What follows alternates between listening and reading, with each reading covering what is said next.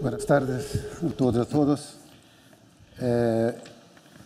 Tengo, de una cierta manera, una misión bastante placentera y al mismo tiempo muy fácil, porque presentar un amigo y un intelectual, un editor, alguien que nosotros todos admiramos por su labor como crítico, como editor, como escritor, y que es para nosotros todos una referencia intelectual y una referencia de intervención en el mundo del libro, de la lectura, de la literatura.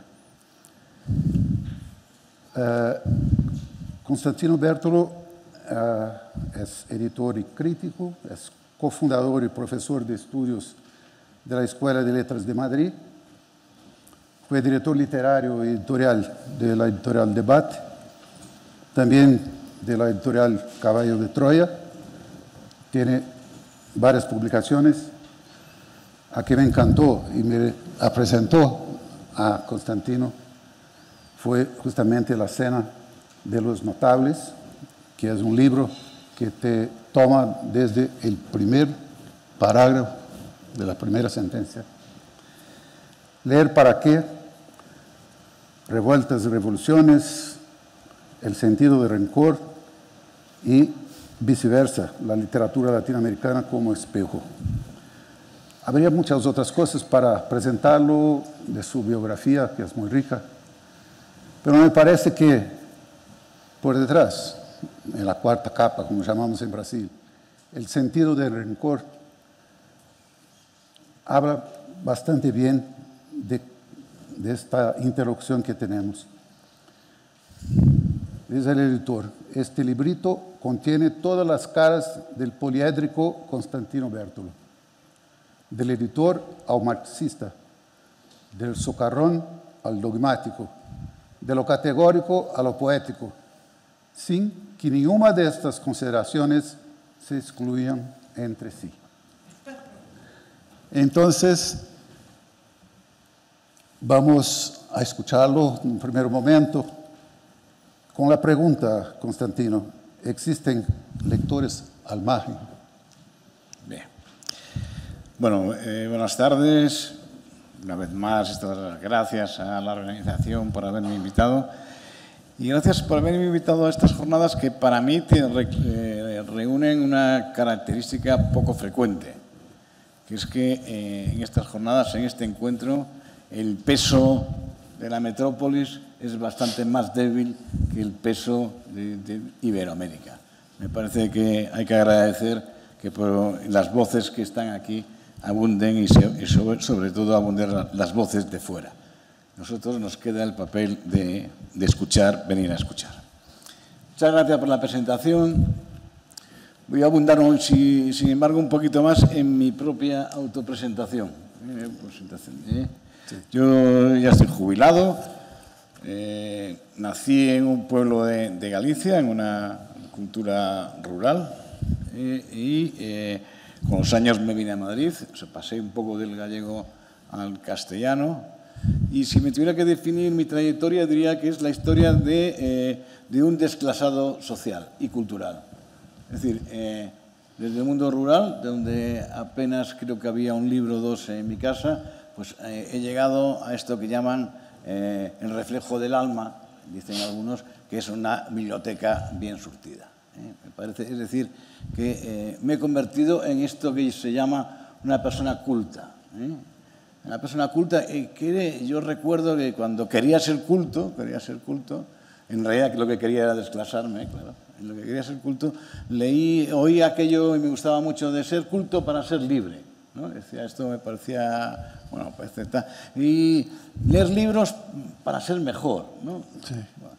Bueno, tengo que decir que a esta edad no me creo ni una cosa ni la otra. O sea, tengo que decir que más bien sospecho bastante de la cultura, sospecho bastante, incluso un poquito de la lectura, aunque tengo que decir que yo no sería yo si no fuera por la cultura. Pero en todo caso diría que sospecho un poco de mí mismo. en ese sentido. La pregunta, ¿hay lectores al margen? Bueno, yo diría que lo primero es que mi compañero y amigo José Castillo en alguna ocasión ha dicho, la respuesta a esta pregunta es infelizmente sí. Existen y siempre existirán en tanto la sociedad continúe produciendo desigualdad, iniquidad y otros muchos comportamientos y acciones que empujan a sus semejantes hacia los márgenes. Yo estoy básicamente de acuerdo. Pero quisiera empezar a hablar acudiendo al diccionario de la Real Academia. Lo que voy a efectuar en este tiempo que nos han concedido es lo que yo llamaría unas notas al margen, por decirlo de alguna forma. Bueno, define la Real Academia varias acepciones de margen. Extremidad y orilla de una cosa, margen del río, margen del campo. Bueno, yo de esta definición me quedaría con la idea de el margen como al margen de la corriente principal o hegemónica. Es decir, está en las orillas de lo hegemónico, no está en la corriente central, los márgenes.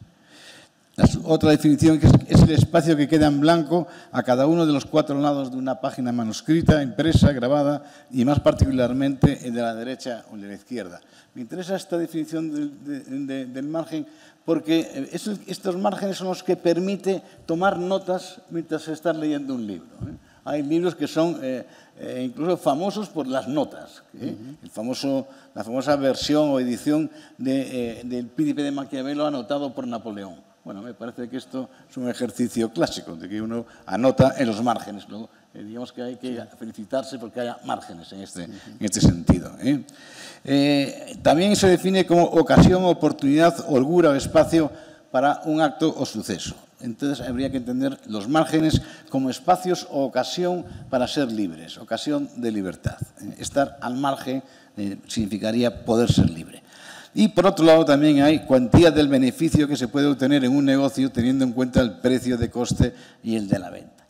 El margen de beneficio que se utiliza. Bueno, esto yo creo que habría que relacionarlo con un concepto que podríamos estudiar, que es cuáles son los beneficios que produce el leer, en ese sentido. También al margen se dice para indicar que alguien o algo no tiene intervención en el asunto de que se trata, es decir, quedar al margen de un asunto. Al margen, por ejemplo, de los problemas de la lectura, pues quienes hoy están al margen, es decir, a quienes no les preocupa que se lea o no se lea. Y hay gente que está al margen también de esta preocupación. No es justo, ni de casualidad, la gente que se reúne hoy aquí. Por último, esto que se llama andarse por los márgenes, que significa en castellano un poco andarse por las ramas. Andarse por las ramas tiene una acepción siempre negativa. Yo, sin embargo, quizá porque me crié entre árboles, siempre he dicho que las frutas están en las ramas, no están en el tronco. Sí, claro. O sea que andarse por las ramas no es tan malo. Bien. Claro, lo segundo es algo que ya se preguntaban esta mañana, ¿no? ¿Al margen de qué? ¿Al margen de qué? Bueno, yo diría que para responder a esto habría que decir que el sistema donde nos movemos se ordena espacialmente según 2 líneas de coordenadas, ¿no? Una línea vertical, que es la línea de las jerarquías, ¿no? La línea de las jerarquías, que en la cumbre tiene a las élites. Y en la base tendría, digamos, a los plebeyos. Los plebeyos. Esto sería, bien, a más distancia de la cumbre, más al margen. Serían los plebeyos, pues serían los que se supone que están más al margen, ¿no? Y luego también hay otra coordenada que diríamos que es horizontal y que estaría marcada por el peso del centro y la periferia. Periferia, que es una palabra que a lo largo de esta mañana, incluso esta tarde, se ha pronunciado muchísimo. Evidentemente hay periferias sociológicas, periferias geopolíticas de distintos países, distintas culturas, y en este sentido creo que tenemos que tener cuidado, sobre todo cuando tenemos acceso a la palabra pública, a no caer en la tentación del eurocentrismo. Y cuando digo eurocentrismo no me refiero solo al de los europeos, porque creo que también en otras latitudes hay una tentación que yo identificaría un poco con el eurocentrismo. Esta idea de pensar que nuestros valores son los valores superiores. Me parece que es algo que está inevitablemente, está siempre ahí latiendo, ¿no? Yo creo que en ese sentido, seguramente todos los que estamos aquí tendríamos que reconocer que formamos parte de un grupo de privilegiados. Un grupo de privilegiados. Y a mí me gustaría, en este caso, siempre citar una frase de la gran poeta Adrienne Rich, cuando dice: ¿a qué lugares nos llevan nuestros privilegios? ¿A qué lugares no nos dejan ir? Me parece que tener en cuenta que los privilegios nos quitan espacios es una cosa que normalmente no se tiene en cuenta. Yo, sin embargo, me parece que es ciertamente que en el camino hacia el privilegio uno abandona o pierde espacios que luego es muy difícil recuperar. Dice también, y me gusta citarlo dado que el grupo de gente que nos reunimos aquí, el gran profesor Antonio Cándido en el Derecho a la Literatura relata que en tiempos de su infancia se consideraba que los sirvientes no necesitaban comer postre porque no estaban acostumbrados. Y se pregunta si un semejante pobre tiene derecho a leer a Dostoyevsky o a escuchar los cuartetos de Beethoven. Bueno, yo afortunadamente pude ya llegar a degustar los postres a través de los estudios universitarios, etcétera, etcétera, la filología, los libros. Siempre recuerdo cuando llegué a mi pueblo y le dije a mi abuela: abuela, he leído a Rilke. Oye, y lo he entendido. Y mi abuela me dijo: ay, mi niño, ay, mi niño. Era como diciendo, qué alto has llegado, ¿no? Dios mío, Dios mío.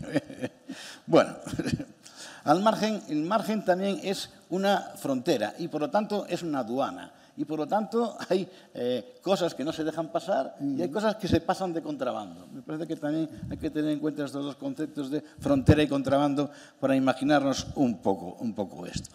Y sobre la centralidad, habría que decir que la centralidad se define como ese lugar en donde confluyen la red de informaciones. Es decir, el centro es el sitio en donde el privilegio está privilegiado porque tiene acceso a toda la información del entorno. Bueno, entonces, digamos que nosotros pertenecemos o nos movemos básicamente en una cultura de centro y de digamos, de cualidad, de calidad vertical. En ese sentido, digamos, en cuanto nos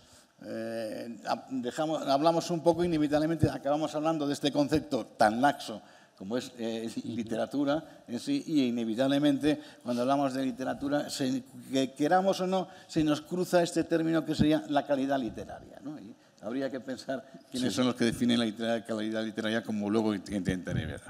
Ahora bien, ¿qué ocurre con este mundo? Digamos que hasta este momento estaba ordenado desde mi punto de vista, jerárquico y de centro-periferia. Ocurre que en la aparición, y yo creo que esta mañana también se ha abordado ya este tema, la aparición del mundo digital ha dado lugar que en el espacio horizontal aparezcan una serie como de burbujas a través de las enormes redes sociales, etcétera, una especie de espacios autónomos que parecen estar fuera o parecen convivir sin la tensión centro-periferia. Es decir, como que hubiera lo que se llama las minorías se han revuelto y forman núcleos aparte. Yo creo que incluso esta mañana Dolores ponía como un ejemplo de este tema, pues las pequeñas editoriales independientes que han proliferado, digamos, tanto en el mundo hispano, en todo el mundo hispano. Me parece, me parece un tema de cómo de pronto aparecen estructuras de organizaciones que parecen romper,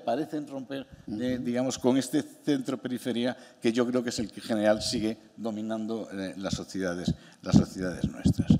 Para entendernos, creo que esta nueva realidad social observamos una evolución del concepto de los márgenes. Los márgenes ya son minorías independientes e interconectadas al mismo tiempo. Me parece que esto es un poco importante. La marginación hoy se definiría por el distanciamiento frente a la norma en un sistema dado. Es decir, aparecen márgenes que ya no están al margen en el sentido despreciativo o negativo del término, sino que, bueno, justamente en el margen han aparecido unas cualidades positivas. Es decir, estar al margen hasta ahora ha venido significando siempre estar fuera de onda, estar, digamos, fuera del centro, fuera del cogollo, mientras que yo creo que hoy en día el margen, bueno, empieza a adquirir un concepto positivo que habría que ver hasta qué punto es cierto o no, pero en todo caso rompe un poco esta dureza del enfrentamiento entre centro y periferia.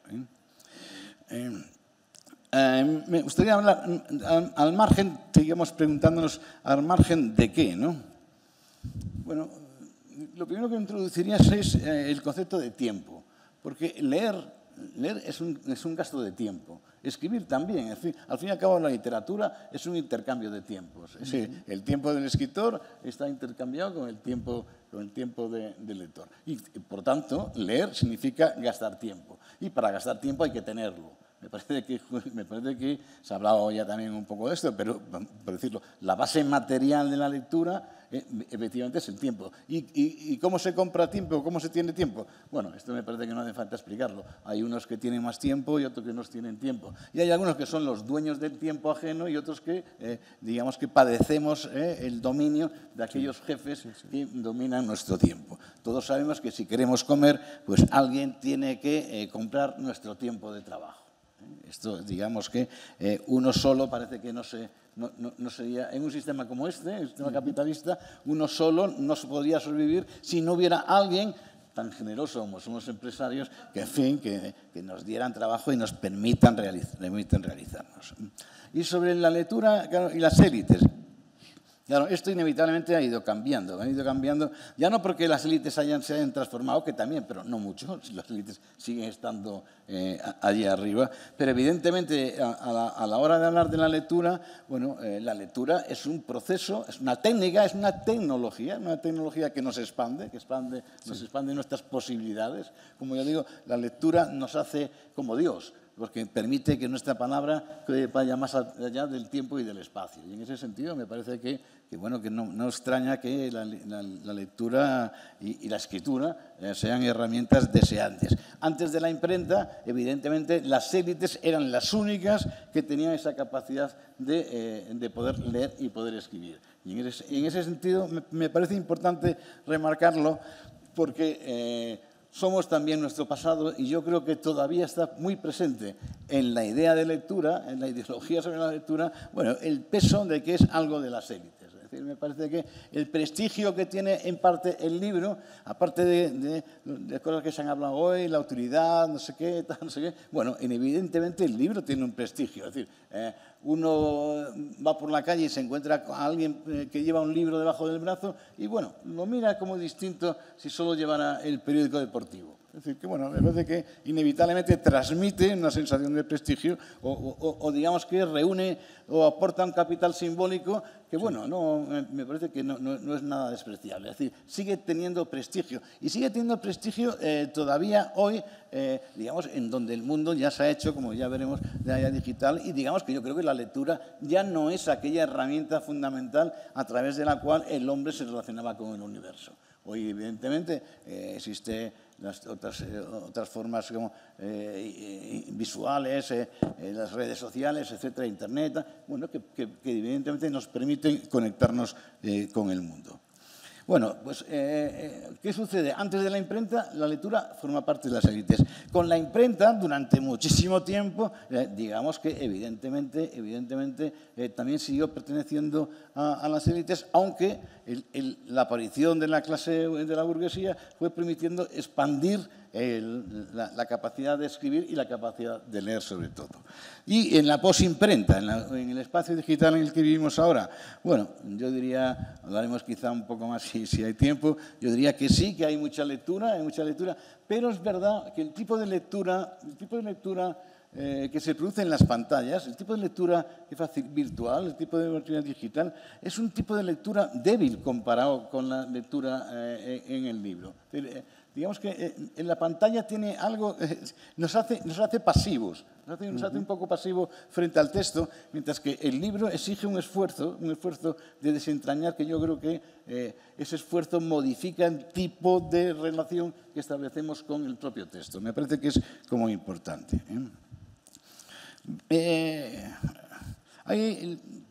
También salió el estar al margen del canon, ¿no? ¿Qué es el canon? Bueno, el canon es, por decirlo así, aquella lista de libros referenciales que, digamos, los dueños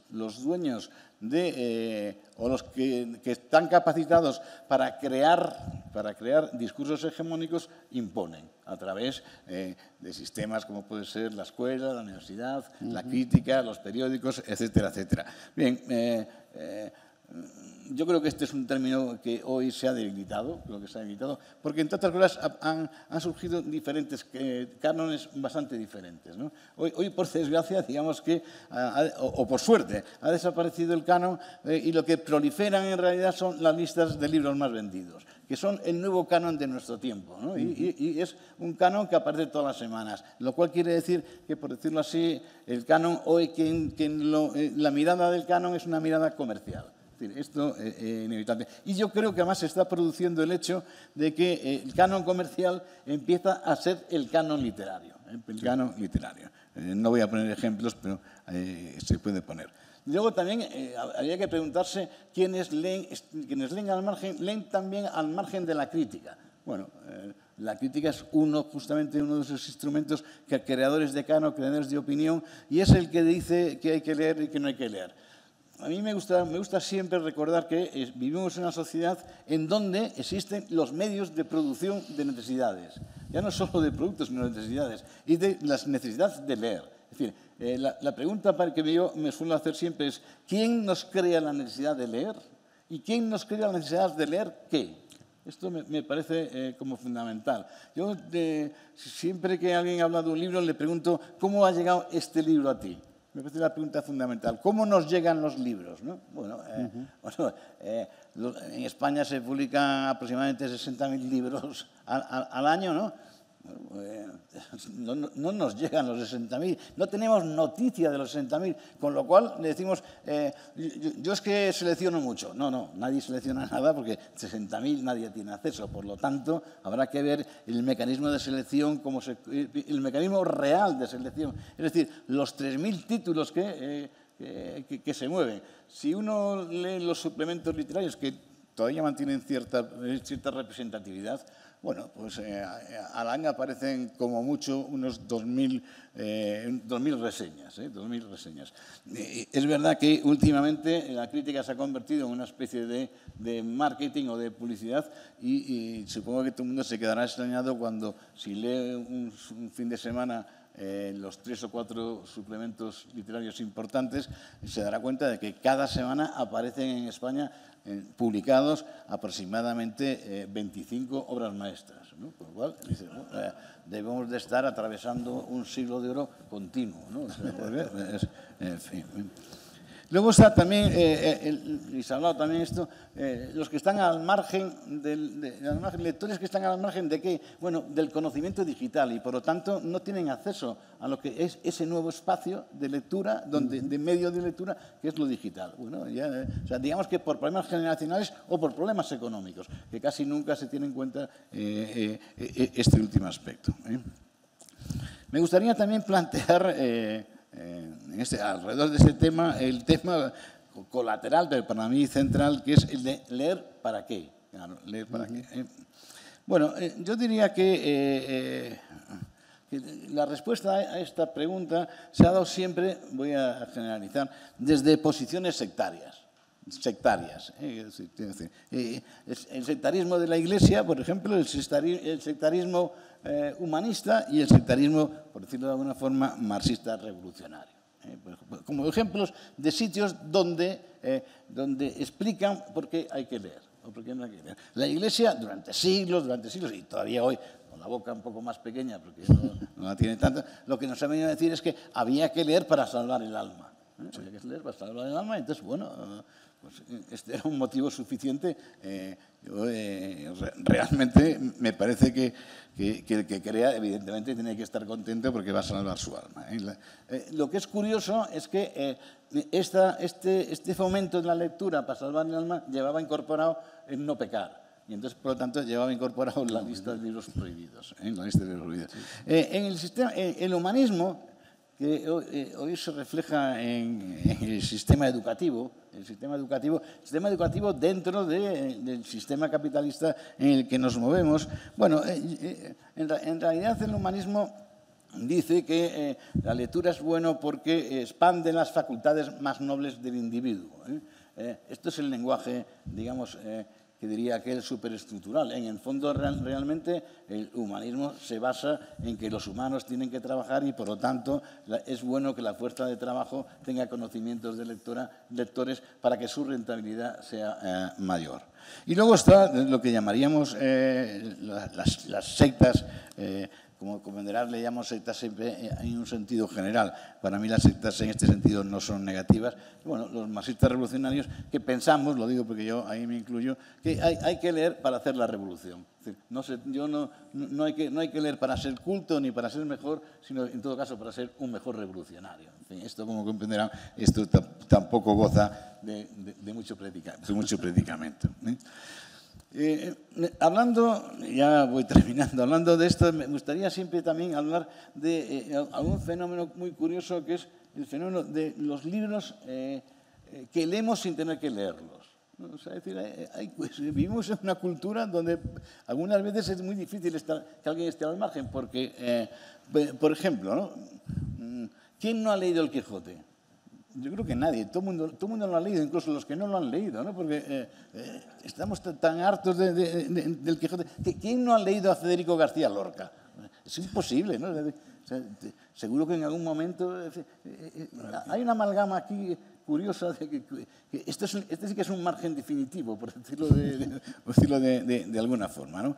Bueno, ¿quiénes crean hoy la necesidad de leer? Bueno, básicamente el aparato educativo, que es la universidad, o la escuela, por ejemplo, ¿no? La crítica, por ejemplo, y sobre todo, no nos engañemos, la publicidad. O sea, la publicidad es en este momento, digamos que es la publicidad la que determina básicamente qué libros llegan a ser conocidos, qué libros, por lo tanto, están a nuestro alcance. Es decir, entre qué libros podemos seleccionar. Y en ese sentido me parece que la publicidad, de forma directa o indirecta a través de la crítica, es decir, ya no solo la directa de las editoriales, bueno, me parece que es el mecanismo fundamental. Tiene mucho prestigio y se habla siempre como una especie de excepción, ¿no? De excepción, o sea, ves cómo no siempre funciona esto. El famoso boca-oreja, que yo llamo de boca en boca, porque en realidad es una boca que hace que otra boca hable, etcétera, etcétera. Bueno, yo sinceramente este mecanismo no le doy mucha importancia, porque lo primero que habría que averiguar es por qué empieza el primer boca a boca, ¿no? Y el primer boca a boca suele tener siempre, digamos, un origen concreto, o bien de una crítica especial o una campaña publicitaria especial, etcétera, etcétera. Me parece que no cae de las nubes, por decirlo de alguna forma.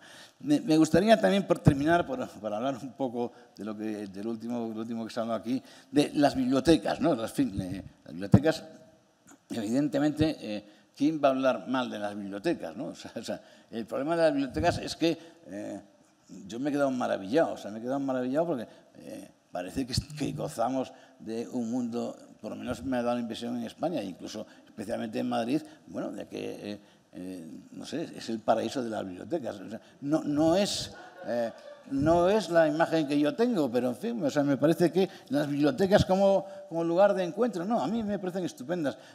Recuerdo que históricamente, ya antes de lo digital, ya existían márgenes fuera del discurso dominante, que eran, por ejemplo, las casas del pueblo o los ateneos libertarios. Es decir, en la cultura libertaria, en la cultura anarquista, se formaban, digamos, centros especiales. Centros que recuerdan un poco esto que ahora, y ya termino esto de ahora, que los que han habido ustedes las últimas charlas, se habrán quedado también sorprendidos, que es la enorme proliferación de esto que se llaman los talleres de lectura. Los talleres de lectura. Bien, yo la única pregunta que hago frente a los talleres de lectura es que, curiosamente, ¿qué es lo que producen? ¿Qué tipo de lectores están produciendo?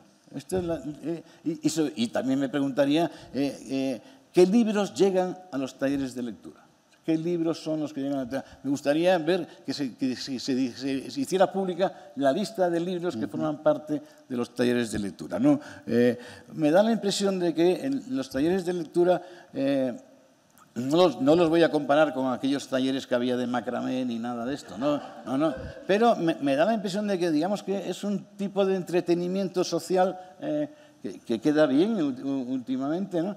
Pero me da la impresión de que es, lo que estaría enseñando es que la cultura es un lugar aparte de los conflictos del mundo, ¿no? O sea, bueno, un lugar en donde, diríamos, los marxistas diríamos, un lugar por encima de la lucha de clases, ¿no? Un lugar de encuentro, me parece. Yo tengo que decir que, aunque fui uno de los fundadores de la Escuela de Letras, donde había talleres de lectura, me parece que a estas alturas de mi vida diría que bueno, algunas veces no se trata tanto de leer, sino de saber por qué se lee. Me parece que a la lectura hay que acercarse teniendo claro cuáles son tus intereses y, por lo tanto, qué libros hay que buscar para que te ayuden a aclarar esos intereses. Termino y ya. Perfecto. Va.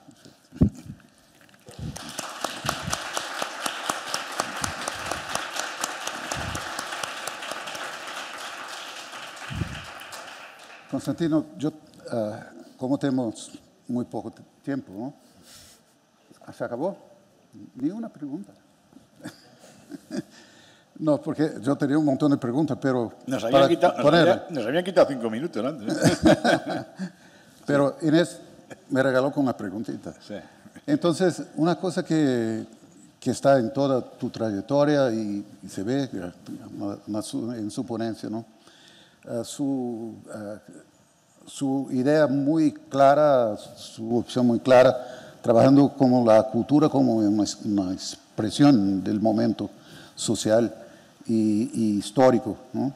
Todo eso nos pone, cuando pensamos en las márgenes, y quiénes están en las márgenes, los lectores, sí. La lectura. Y ahí cuando veo en este librito que recomiendo a todos, El sentido del rencor, que es también muy provocativo. En la página 31 hay una frase: ¿pero acaso las palabras pueden dejar de ser mercancía en una sociedad capitalista? Y ahí yo te preguntaría, ¿estamos todos encarcelados en las márgenes? Bueno, las palabras, evidentemente, en una sociedad capitalista son una mercancía y el tráfico de palabras, por ejemplo, nos ha reunido aquí. Sí. O sea, no nos engañemos. O sea, ahora bien, digamos, ¿qué puede hacer uno con las palabras? ¿No? Decía un amigo mío, los cultos constantinos, ¿qué sabemos hacer? ¿No? ¿Qué sabemos hacer? ¿No? Y él mismo se respondía y decía, engañar. Manejamos las palabras para engañar. En realidad lo que nos enseñan cuando empezamos a ir a la escuela, ¿no? Es la habilidad para poder engañar, ¿no? Pero, y eso yo creo que es cierto, pero también es cierto que las palabras nos sirven también para saber si nos están engañando. Bueno, entonces me parece que, por decirlo así, nosotros los lectores nos movemos siempre en esa dialéctica. Nos movemos en la dialéctica de que las palabras, cuidado con ellas, pero al mismo tiempo las palabras son un arma.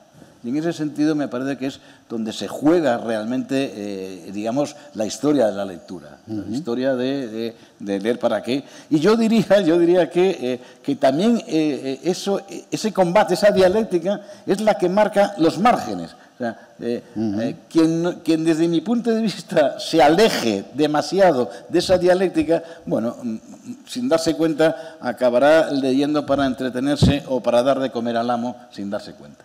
Perfecto. Muy bien. Damos las gracias a Constantino por estar con nosotros.